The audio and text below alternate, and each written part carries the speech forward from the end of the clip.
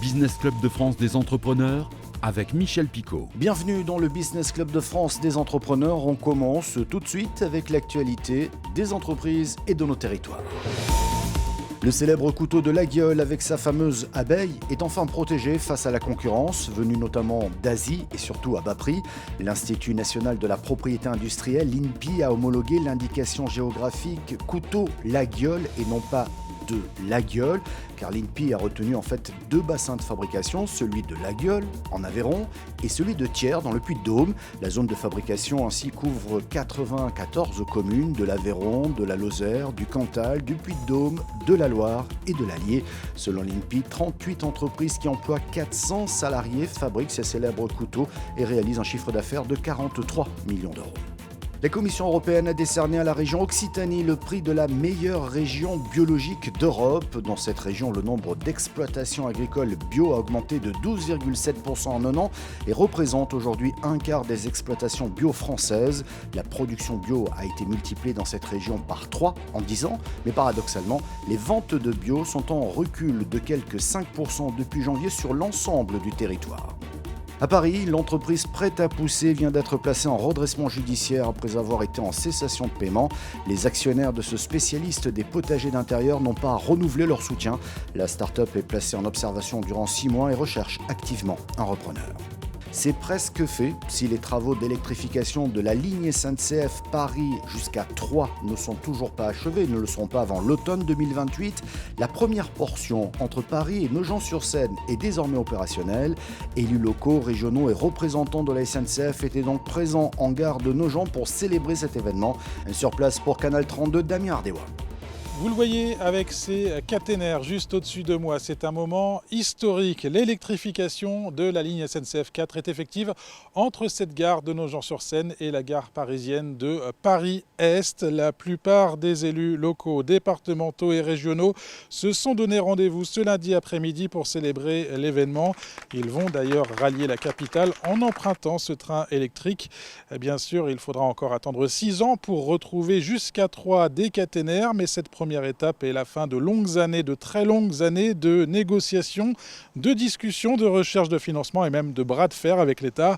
Le protocole d'accord avait été signé en 2011. C'est quand même une grande satisfaction. Ça fait 30 ans pour ma part que je travaille sur ce dossier, 30 ans qu'on essaie de mobiliser tout le monde, 30 ans que la population nous accompagne, nous les collectivités locales, dans ce combat. Il y a eu plusieurs étapes. J'ai encore en souvenir Nicolas Sarkozy, président de la République, qui est venu à l'Hôtel de Ville. J'étais à l'époque ministre des Finances et qui, au nom de l'État, avait pris un engagement irréversible, qui avait été remis en cause derrière par les techniciens de la SNCF. Enfin, c'était vraiment un dossier très compliqué, mais je pense que maintenant c'est vraiment irréversible. Les financements sont là. Nogent est électrifié pour le Nogentais de naissance que je suis, c'est une grande, au fond, une grande espérance et une grande satisfaction. Maintenant, il y a encore beaucoup de travail. Il y a encore 6 ans de travail pour aller jusqu'à Romilly et jusqu'à Troyes. Donc, on va maintenir la pression, s'appuyer sur la population, toujours exiger une qualité de service public supplémentaire, ne plus accepter l'inacceptable comme on l'a fait pendant tant d'années. L'inacceptable, c'est des trains qui ne partent pas ou qui n'arrivent pas, où les gens ne sont pas prévenus. Donc on a encore beaucoup de travail, mais c'est quand même une sacrée étape franchie sur un dossier qui aura occupé l'Aube et les Aubois de ces générations pendant un demi-siècle. Et les ZIG, c'est le nom de la toute jeune entreprise et l'anagramme aussi du prénom de la grand-mère paternelle de Cindy Ruet. À 32 ans, cette ex-comptable s'est récemment lancée dans la création de vêtements haut de gamme pour femmes à partir de tissus de grandes marques non utilisés dans une démarche éco-responsable. Son portrait dans le reportage de Vosges TV. Et les ZIG, c'est le nom de sa toute jeune entreprise et l'anagramme du prénom de sa grand-mère paternelle, dont elle dit avoir les yeux. À 32 ans, cet ex-comptable originaire d'Ellois s'est récemment lancé dans le prêt-à-porter pour femmes. Et ses créations sont réalisées à partir de tissus de grandes marques, un choix évident pour la jeune femme après le premier confinement. Ça a vraiment été un déclic pour moi et où je me suis dit qu'il fallait que je trouve quelque chose qui soit beaucoup plus en adéquation avec mes valeurs. Donc j'ai décidé de tout quitter pour créer ma marque de vêtements. Je veux être le moins polluant possible, donc pour le coup j'utilise des stocks dormants de grandes maisons de couture pour créer les vêtements. Je fais confectionner uniquement ce qui est commandé. Ça évite ainsi d'avoir des stocks beaucoup trop importants et puis on crée uniquement ce qui intéresse la personne, le modèle qui plaît, la taille. Et pour mettre toutes les chances de son côté, elle s'est s'entourer de professionnels. Après un passage chez une styliste, les modèles sont enfin prêts à être confectionnés et c'est Emeline qui s'en charge. C'était le côté un peu challenge pour moi, qui travaille à mon compte. Et là, donner un petit coup de pouce à une créatrice et qui plus est, qui avait les mêmes valeurs que moi sur tout ce qui est éco-responsabilité et développement durable. Donc du coup, ça m'a semblé le bon moment et le bon projet pour me lancer avec Cindy. Je cherche les tissus et une fois que le tissu est trouvé, je me dis tiens, qu'est-ce que je peux faire avec ce tissu-là ? Et c'est comme ça que l'imagination vient. Je m'inspire de tout ce qui m'entoure, que ce soit les personnes, les couleurs, le paysage. La chef d'entreprise a créé sa boutique en ligne fin août et ça fonctionne plutôt bien. J'ai beaucoup de retours positifs, donc je suis ravie. Je ne m'attendais pas à avoir autant de commandes, donc c'est vraiment génial et ça me donne encore plus envie de continuer. On aimerait bien trouver une nouvelle couturière pour donner un petit coup de pouce et puis me donner un petit peu de temps pour me consacrer aussi à d'autres projets sur mon entreprise aussi. Des projets, Cindy Ruher n'en manque pas. Elle sortira à la fin de l'année en co-création avec Maya Mentrel de l'entreprise Stilco de Champ-le-Duc, la collection Capsule. Donc un modèle disponible en très très peu de quantité, à peu près 20-30 pièces. Et voilà, je n'en dis pas plus, je garde le suspense. On n'en saura pas davantage, pas plus d'ailleurs que sur sa collection Printemps-été 2023, sur laquelle elle travaille également. À l'occasion de l'inauguration de sa nouvelle tour de séchage et de ses 60 ans cette année, le groupe SIL a fait le point sur ses projets, ses craintes face au coût de l'énergie, sa stratégie pour valoriser toujours plus le lait et le savoir-faire breton. Un reportage de TBO. 20 000 mètres carrés, 48 mètres de haut, l'entreprise SIL s'offre une nouvelle tour de séchage aux mensurations prometteuses qui veut permettre de produire une poudre de lait voulue irréprochable au niveau microbiologique. On a aujourd'hui la tour qui est probablement la plus sécurisée d'Europe.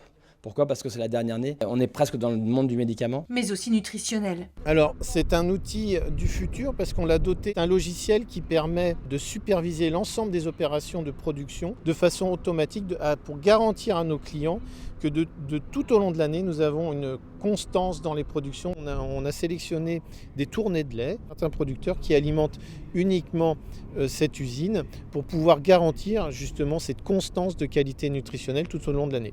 Aujourd'hui, l'usine produit 9000 tonnes de poudre de lait par an. L'objectif est d'atteindre le double dans les 5 ans.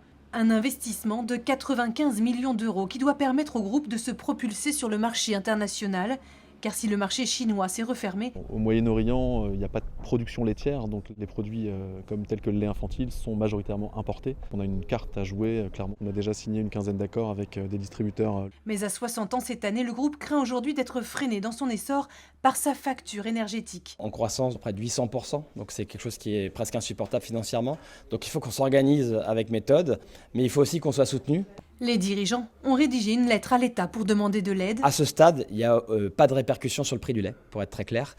C'est évidemment un élément qui pourra intervenir en 2023 si des dispositifs n'étaient pas mis en place. Si demain on sèche moins de lait, on collectera évidemment moins de lait et donc ça va impacter directement nos producteurs. Malgré la tension énergétique, l'entreprise bretonne qui réalise en 2021 516 millions d'euros de chiffre d'affaires et vise les 600 millions en 2022 est optimiste. Nous devons être en permanence à la recherche de valeur ajoutée, création de valeur, et c'est un outil qui, est vraiment structurant pour l'entreprise, mais aussi pour le monde agricole finistérien. Le groupe a recruté et 70 personnes travaillent sur le site de l'Andivisio. Direction la Sarthe, beaucoup de nouveautés pour la petite équipe de la ferme de Métairie au Mans en cette rentrée 2022. Elle lance tout simplement un nouveau produit. Il s'appelle le ketchup bio Made in Sarthe, un reportage de Le Mans TV Sarthe. Dans ces marmites, l'une des premières cuvées de ketchup bio sartois fabriqués à la ferme de la Métairie par la gérante elle-même. On les passe au tamis, on obtient la pulpe, et la pulpe on la remet à cuire et à diminuer avec l'ail, le vinaigre de cidre, le poivre en grains et le sel. Et en fin de cuisson, on rajoute un peu de sucre. Ici, pas de secret de fabrication, mais du savoir-faire artisanal, avec des produits bio uniquement, comme ce vinaigre de cidre. Oh bah voilà. Ah, merci Maëva. Déjà connue pour ses confitures et sorbets, la ferme de la Métairie se diversifie avec le sourire et un peu par hasard. Alors c'était pour pas jeter. J'avais de la tomate au congélateur parce que je voulais faire un sorbet tomate. J'ai essayé, je l'ai mis sur les stands à Paris, à Versailles, et puis ça n'a pas eu le succès que j'attendais. Donc je me suis retrouvée avec des tomates congelées, et vu qu'on allait déménager, je me suis dit, bah là, il faut qu'on trouve quelque chose pour les tomates. J'ai simplifié la recette que j'ai trouvée, parce que je n'avais pas tous les ingrédients. C'est un peu une création, vu que je n'ai pas mis les ingrédients qu'il fallait normalement. Il manque quelques épices, mais du coup, vraiment, il est apprécié. Tous les gens qui ont goûté m'ont dit, il est vraiment très bon. Et puis pour terminer, portrait d'entrepreneur créateur accompagné par le réseau BGE. Cette semaine, nous partons dans le Vaucluse, c'est en Provence, pour rencontrer Angélique Lecomte. Elle a créé les monocyclettes. Allez, direction la Bastide des Jourdans, c'est dans le Vaucluse.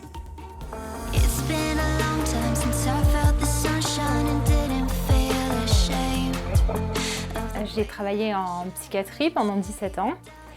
Et il y a 5 ans, j'ai eu un cancer du sein et j'ai arrêté ma carrière à ce moment-là. Après l'ablation du sein, moi j'ai fait le choix de ne pas faire de reconstruction chirurgicale. Et c'est vrai qu'à ce moment-là, j'ai été confrontée à des difficultés pour m'habiller. Et je me suis dit, il faut absolument repenser les choses, il faut pouvoir proposer des choses qui soient plus adaptées, plus adaptables. Et plus dans l'air du temps aussi. Les monocyclettes, c'est un concept. En fait, c'est un concept qui propose des produits permettant aux femmes de gérer leur mastectomie comme elles le veulent. Donc les produits, ça va être les tatouages éphémères, la lingerie et les vêtements. C'est 3 produits qui sont complémentaires. Aujourd'hui, les monocyclettes vendent essentiellement sur Internet. Et là, dans les mois qui arrivent, on va commencer à distribuer. Je suis convaincue que quand on veut, on peut. Et que malgré les difficultés, il y a toujours des solutions. Je vis une expérience extraordinaire qui m'enrichit, qui m'apporte énormément. Donc, je regrette rien. Merci de votre fidélité. Cette émission est disponible en podcast audio, bien entendu en vidéo sur le site internet de votre télévision. On se retrouve la semaine prochaine.